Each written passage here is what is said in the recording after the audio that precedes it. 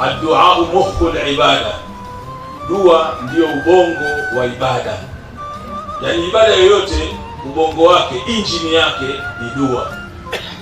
Na Mtume akaenda mbali zaidi akasema, ad-du'a silahu lilmu'min, dua ndiyo silaha ya Muislamu, ya muumini. Ukiwa na shida yoyote unarejea kwa nani? Kwa Allah. Na ndipo Mola wetu akasema, ud'uni astajibu lakum, niombeni nitakujibuni. Na kule kwenye ile aya Mwenyezi Mungu anasema, idha sa'alaka ibadi anni fa inni qaribu ujibu da'wata da'i idha da'ani. Yote haya yanaonyesha kwamba dua ni kitu muhimu, na dua ndiyo kimbilio la Muislamu. Yote mnafahamu kwamba nchi yetu inapita kwenye kipindi ambacho tunaelekea kwenye uchaguzi huu. Tayari kampeni za vyama zimeanza, vyama vya siasa viko barabarani sasa, yote inaomba kura kwa wananchi.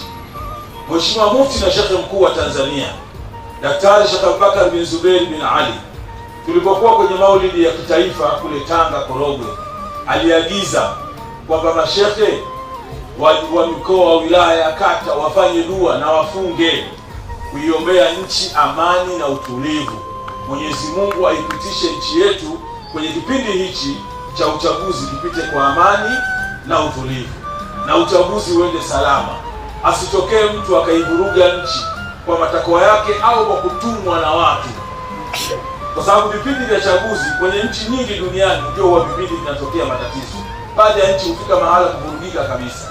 Sisi wa Tanzania tupo kwenye uhuru kwa zaidi ya miaka 60. Nchi yetu haijavurugika, hata uhuru tumeupata hatukumwaga damu. Mufti anasema tufunge. Sisi mkoa wa Mwanza tumepokea tukaanza kufunga Jumatatu, Jumanne, Jumatano na leo Alhamisi. Wilaya zetu zote tumefunga, na kila baada ya swala ndani ya siku hizo tumesoma kisomo cha Qur'ani, laisa laha min dunillahi kashif. Tuseme wote, laisa laha min dunillahi kashifa. Tumesoma kisomo hasbunallahu wa ni'mal wakeel. Tusome yote, hasbunallahu wa ni'mal wakeel.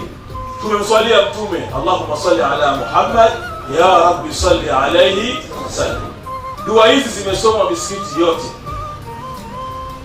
Leo tunahitimisha, tupo hapa kwa ajili ya kuhitimisha dua hii.